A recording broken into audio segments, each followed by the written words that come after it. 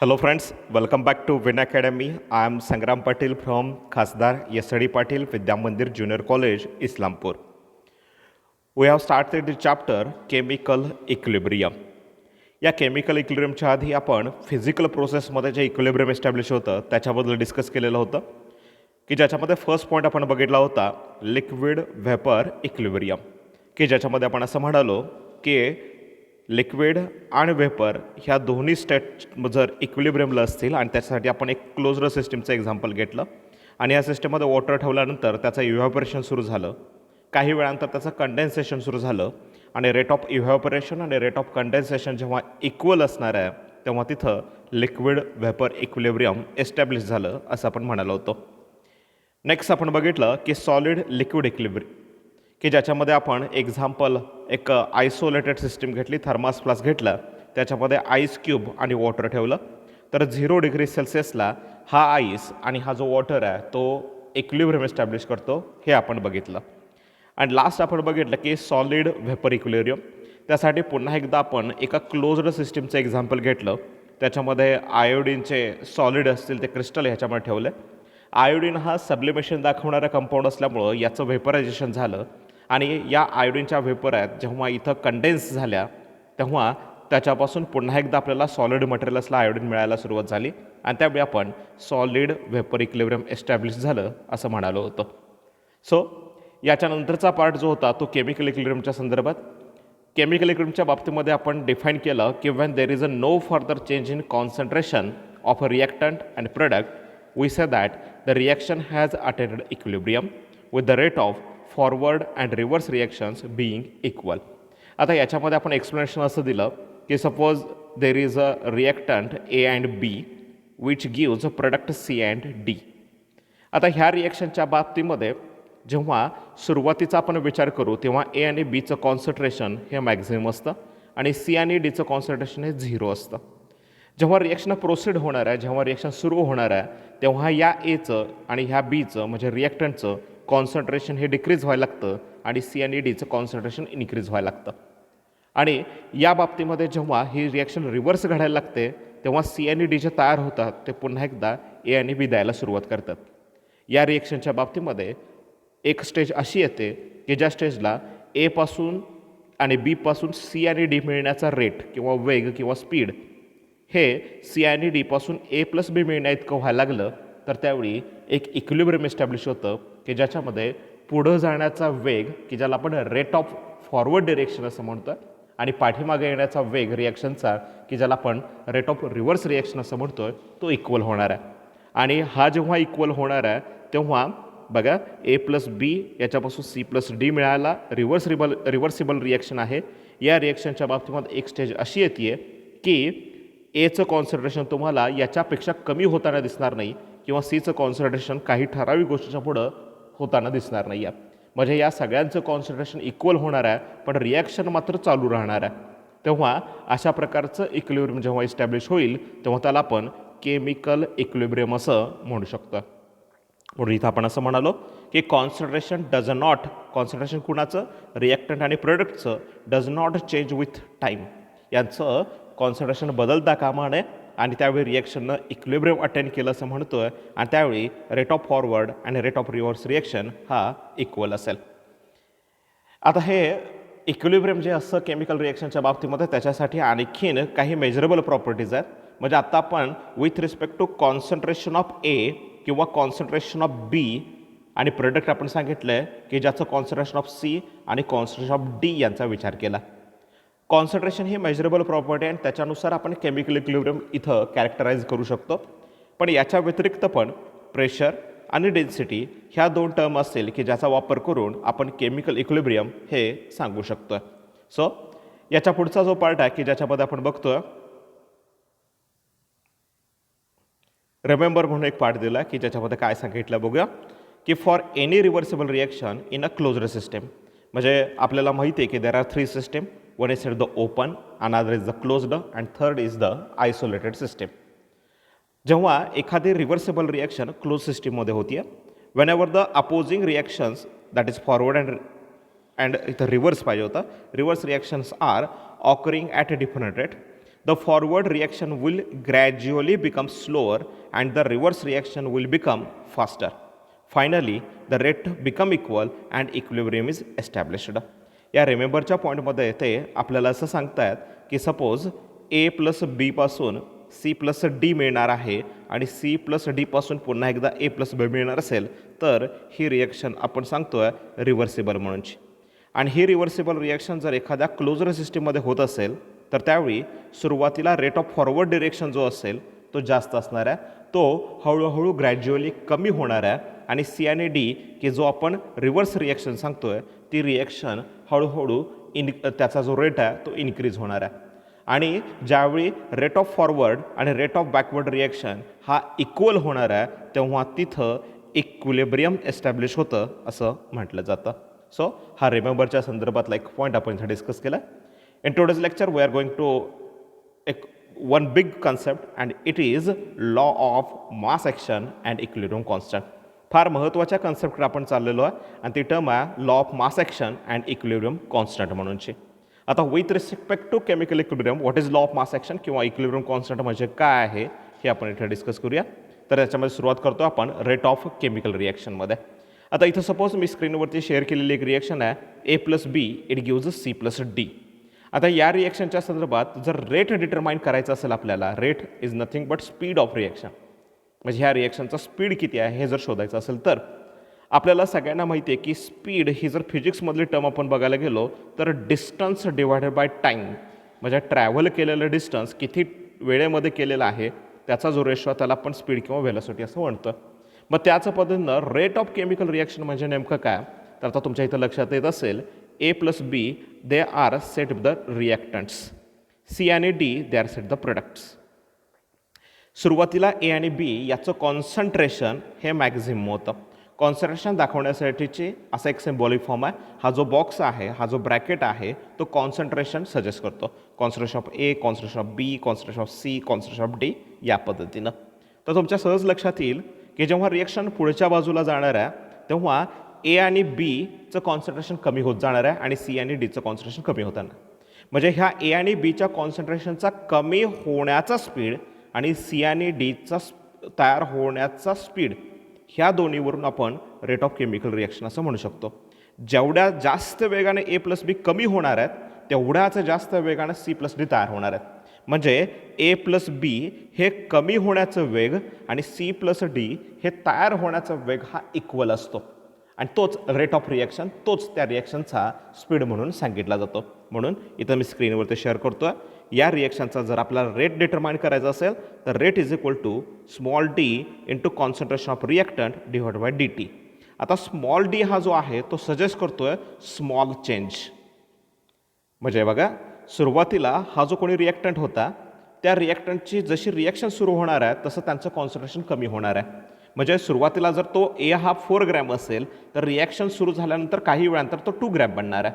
मग याच्यातला जो चेंज आहे, चेंज हा नेहमी फायनल मायनस इनिशियल असतो. त्यामुळं फायनल मायनस इनिशियल केलं तर 2 - 4 हे आन्सर येणार आहे. म्हणजे इथं जो चेंज असणार आहे तो असणार आहे -2. म्हणून एखाद्या रिॲक्शनच्या बाबतीमध्ये जे रिॲक्टंट असतील त्याचं change in concentration, small change in concentration सांगण्यासाठी आपण small D into concentration of reactant घेतलं आणि चेंज इन टाईम, म्हणजे सुरुवातीचा टाईम हा 0 घेतला तर आफ्टर 5 मिनिट्स ह्या रिॲक्शनच्या बाबतीमध्ये सुरुवातीला 4 ग्रॅम असलेला ए हा नंतर 2 ग्रॅम बनला आणि मग हा जो चेंज असेल तो चेंज इन कॉन्सन्ट्रेशन असेल आणि हा जो चेंज असेल 5 - 0 हा चेंज इन टाईम असेल. त्यामुळं या दोघांचा जेव्हा आपण रेशो काढणार आहे तेव्हा तो त्या रिॲक्शनचा रेट आपण सांगणार आहे आणि म्हणून इथं आपण लिहितो आहे rate is equal to minus into minus इथं दिलेलं आहे small D change in concentration of reactant divided by small D into T आणि हे सजेस्ट करतं आहे रेट ऑफ रिॲक्शन. आता तुमच्या सहज लक्षात येईल ए आणि बीचं कॉन्सन्ट्रेशन डिक्रीज होत असताना सी आणि डीचं कॉन्सन्ट्रेशन इन्क्रीज होणार आहे. मग जर सपोज सुरुवातीला आपण विचार करूया हा जो टाईम आहे म्हणजे ए प्लस बी हे कमी होण्याचा जो टाईम आहे तो 0 पासून 5 मिनिट्स असं कन्सिडर करू.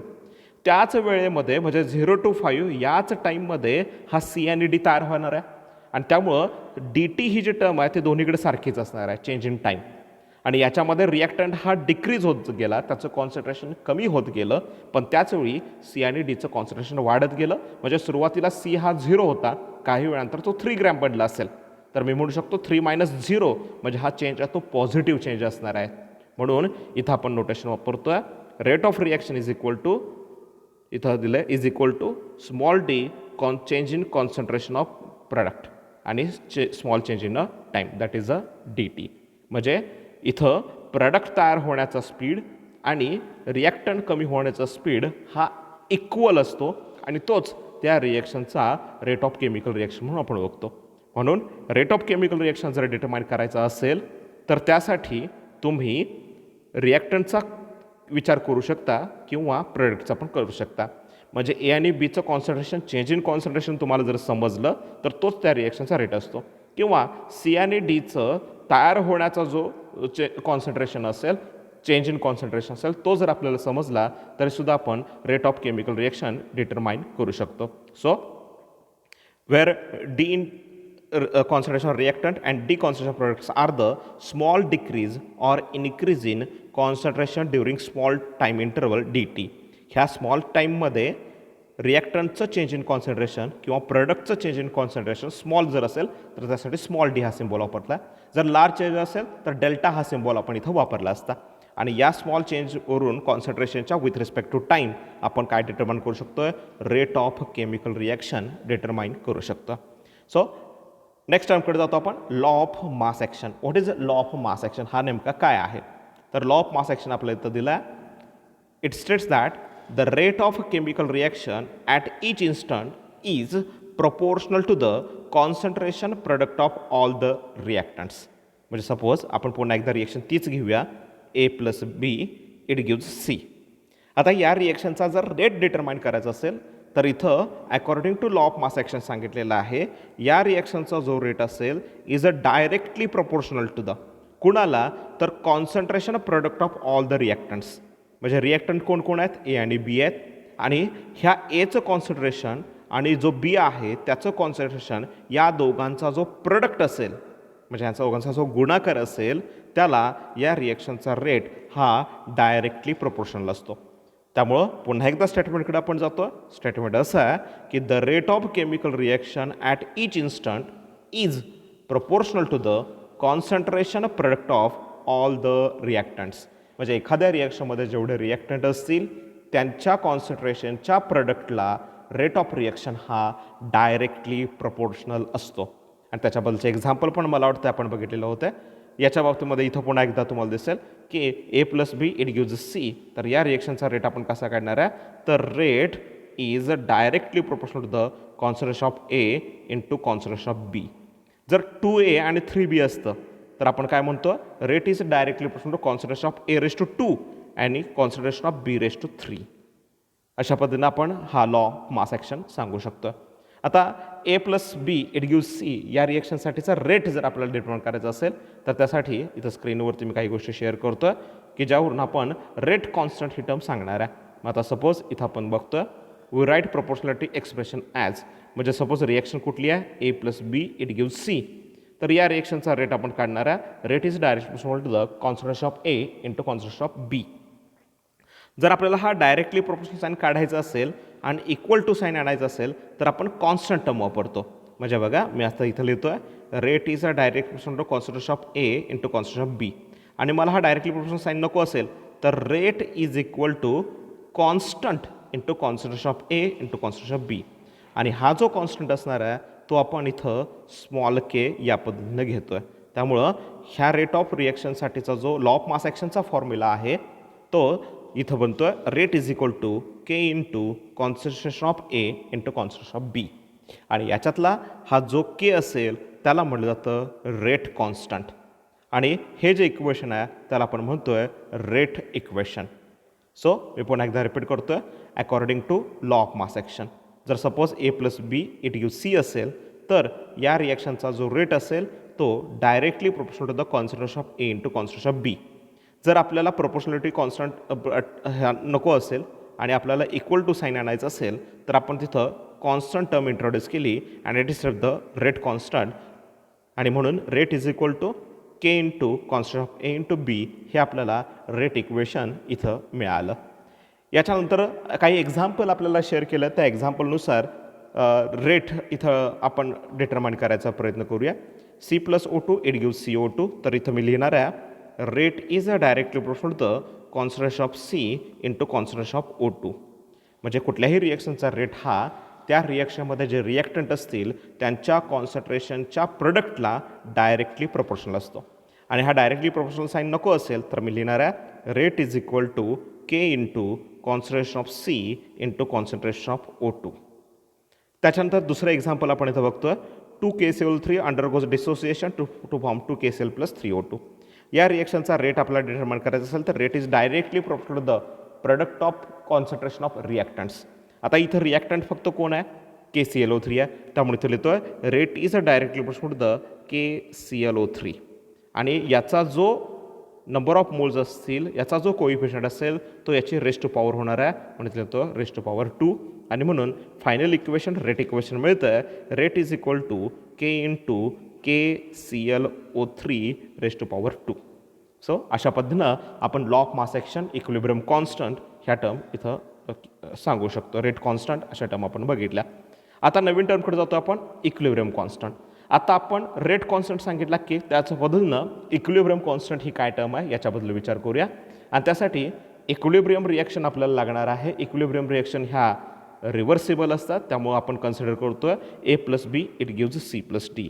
A+B आहे, फॉरवर्ड डिरेक्शनला गेल्यानंतर C+D मिळणार आहेत. C+D again react together to form A+B, that's why reaction become reversible. आणि याच्यामध्ये रेट ऑफ फॉरवर्ड आणि रेट ऑफ बॅकवर्ड रिॲक्शन जर इक्वल झाला तर त्या रिॲक्शननं इक्विलिब्रियम अटेंड केलं असं म्हणू शकतो. आपण आता इथं असं कन्सिडर करतो की hypothetical reversible reaction A+B it gives C+D. As we have noted earlier, two reactions, namely forward and reverse reactions, occur simultaneously in a reversible reaction. दोन्ही रिॲक्शन याच्यामध्ये पुढे जाण्याच्या आणि पाठीमागे जाण्याच्या एकाच वेळी घडायला सुरुवात होणार आहे. आता आपण कन्सिडर करतो with respect to forward reaction. Forward रिॲक्शनमध्ये आपण लिहितो A+B इट गिव्ज C+D. आणि त्यावेळी तिथं त्या रिॲक्शनचा जर रेट डिटरमाइन करायचा असेल तर याच्यामध्ये रिॲक्टंट आहे A+B आणि त्यावेळी प्रोडक्ट आहे C+D. रिॲक्शन जेव्हा रिव्हर्स होणार आहे तेव्हा C+D देणार आहेत A+B. त्यामुळं हे लक्षात ठेवायचं आहे की ह्या ज्या रिॲक्शन असतील त्याच्यामध्ये आता फॉरवर्ड रिॲक्शनची रिॲक्शन विचार करत असताना रिॲक्टंट आहे A+B आणि बॅकवर्ड रिॲक्शनचा रेट डिटरमाइन करत असताना त्यावेळी रिॲक्टंट असणार आहे C+D. म्हणून आता आपण फॉरवर्ड रिॲक्शनचा विचार करतोय A+B इट गिव्ज C+D. इथं आपण बघू शकता की rate of forward reaction is directly proportional the concentration of A into concentration of B. त्याच्यानंतर आपण सांगतोय की जर आपल्याला हा डायरेक्टली प्रोपोर्शनल साईन नको असेल तर rate of forward reaction is equal to KF into concentration of A into concentration of B. हा जो KF असेल त्याला आपण काय म्हणतोय तर याला आपण रेट कॉन्स्टंट म्हणतोय आणि तो फॉरवर्ड रिॲक्शनसाठीचा आहे म्हणून KF हा सिम्बॉल तिथं वापरला. आता याच पद्धतीने आपण विचार करूया. रिॲक्शन होती A+B इट गिव्ज C+D, पण रिव्हर्सिबल रिॲक्शन आहे. आता C+D react with to form A+B. त्यामुळं सुरुवातीला A+B रिॲक्टंट होते आणि रिव्हर्स रिॲक्शनला C आणि D हे रिॲक्टंट असणार आहेत. म्हणून रिव्हर्स रिॲक्शनसाठीचा rate is a directly proportional the concentration of C into concentration of D. Directly proportional नको असेल तर is equal to KR into C into D हे आपण रेट ऑफ रिव्हर्स रिॲक्शनसाठी सांगतोय. म्हणजे आपल्याला इथं दोन इक्वेशन मिळतात. एक इक्वेशन आपल्याला फॉरवर्ड रिॲक्शनसाठीचं मिळतं rate of forward reaction is equal to KF into concentration of A into concentration of B. आणि रिव्हर्स रिॲक्शनसाठी आपल्याला इक्वेशन मिळतं rate of reverse reaction is equal to KR into concentration of C into concentration of D. आणि ह्या दोन्ही रिॲक्शनचा rate equal केव्हा होतो की जेव्हा रिॲक्शन इक्विलिब्रियमला असेल तर rate of forward reaction becomes equal to rate of reverse reaction. त्यावेळी त्या रिॲक्शननं इक्विलिब्रियम एस्टॅब्लिश केलं असं म्हणतोय. मग जर सपोज ही रिॲक्शन इक्विलिब्रियमला असेल तर आपण म्हणू शकतोय at equilibrium the rate of forward and rate of reverse reactions are equal. Thus rate of forward is equal to rate of reverse. Rate of forward रिॲक्शनसाठीचं इक्वेशन आहे KF into concentration of A into concentration of B. Reverse रिॲक्शनसाठीचं equation आहे KR into concentration of C into D. आणि जर मला हा KF आणि KR एका साईडला आणायचा असेल तर मी लिहितोय KF divided by K R, तर हा ए बी आहे तो या बाजूला जाईल, म्हणून concentration of C into concentration of D divided by concentration of A into concentration of B. कुठल्याही कॉन्स्टंटला कॉन्स्टंटनंच डिवाइड केलं म्हणजे फॉरवर्ड रिॲक्शनचा रेट कॉन्स्टंट के एफ आहे, रिव्हर्स रिॲक्शनसाठीचा रेट कॉन्स्टंट के आर आहे, दोन्ही पण कॉन्स्टंट आहेत. कुठल्याही कॉन्स्टंटला कॉन्स्टंट डिवाइड केलं तर आन्सर कॉन्स्टंटच मिळतं आणि तो इथं सिम्बॉल वापरला आहे के सी म्हणूनचा आणि आपल्याला फायनल इक्वेशन मिळालं K C is equal to constant of C into constant of D divided by constant of A into constant of B. So तुमच्या पुन्हा एकदा ह्या सगळ्या गोष्टी रिपीट करतो तुमच्यासाठी. आपण कन्सिडर करतोय A plus B reversible reaction आहे, it will form C plus D. Forward रिॲक्शनसाठीचा रेट मिळाला rate of forward reaction is equal to K F into constant of A plus B. Reverse रिॲक्शनसाठीचा rate मिळाला rate is equal to rate reverse is equal to K R into constant of C into D. इक्विलिब्रियमला दोन्हीचा rate equal झाला, equation हे दोन्ही या पद्धतीने put केले आणि कॉन्स्टंटला कॉन्स्टंट डिव्हाइड केलं, के सी हा नवीन कॉन्स्टंट मिळाला आणि फायनल इक्वेशन मिळालं K C is equal to constant of C into D divide by constant of A into constant of B. तर आपण थोडंसं बॅलन्स्ड केमिकल इक्वेशनचा विचार करूया. A plus B it gives C plus D. एचे number of moles small A, बीचे number of moles small B, सीचे small C आणि डीचे small D number of moles असतील तर आपल्याला माहिती आहे की rate is directly proportional to the constant of A into constant of B, पण त्याचे जे कोइफिशियंट असतील ते त्याचे रेस्ट ऑफ पॉवर म्हणजे स्मॉल ए आणि स्मॉल बी होणार आहे. त्यामुळं या रिॲक्शनसाठी जर आपण इक्विलिब्रियम कॉन्स्टंट डिटरमाइन करायचं ठरवलं आणि तर फायनल इक्वेशन मिळणार आहे K C is equal to constant of C into constant of D divided by constant of A into constant of B. आणि जर रिॲक्शन ए नंबर ऑफ मोल्सचे स्मॉल ए असतील, स्मॉल बी हे नंबर ऑफ मोल्स कॅपिटल बीचे असतील, तर आपल्याला C आणि डी मिळणार आहे ज्याचे number of moles small C आणि स्मॉल डी असतील. तर ह्या रिॲक्शनमध्ये थोडासा चेंज होतं इक्वेशनमध्ये आणि K C is equal to constant of C race to C, constant of D raise to D, A raise to A आणि बी रेस टू बी अशा पद्धतीचं इक्वेशन आपल्याला मिळतं. जर ही रिॲक्शन जर आपण थोडीशी रिव्हर्स पद्धतीने लिहिली म्हणजे A plus B it gives C plus डीच्या ऐवजी C plus D it gives A plus B, तर आपल्याला इक्वेशन याच्या उलटं मिळणार आहे आणि it is constant of A raise to A into constant of B raise to B divide by constant of C race to C constant of D raise to D आणि त्याला म्हणणार आहे आपण के डॅश सी आणि हा जो होता तो के सी. त्यामुळं के डॅश सी आणि K C they are set with the inversely related with each other. So ह्या ज्या सगळ्या टर्म्स असतील they are related with the equilibrium constant. मग इथं स्टेटमेंट दिलं thus equilibrium constant of reverse chemical reaction is K dash C is the reciprocal of the equilibrium constant Kc. आता काही example आपण इथं बघूया की त्या एक्झाम्पलच्या आधारे आपण ह्या इक्विलिब्रियम कॉन्स्टंटचा विचार करूया. N2 gas plus 3H2 gas gives two ammonia gas. तर केसी डिटरमाइन करायचं असेल तर concentration of product divide by concentration of reactant आणि रेस्ट टू पॉवर त्यांचे काही असतील ते कोइफिशियंट.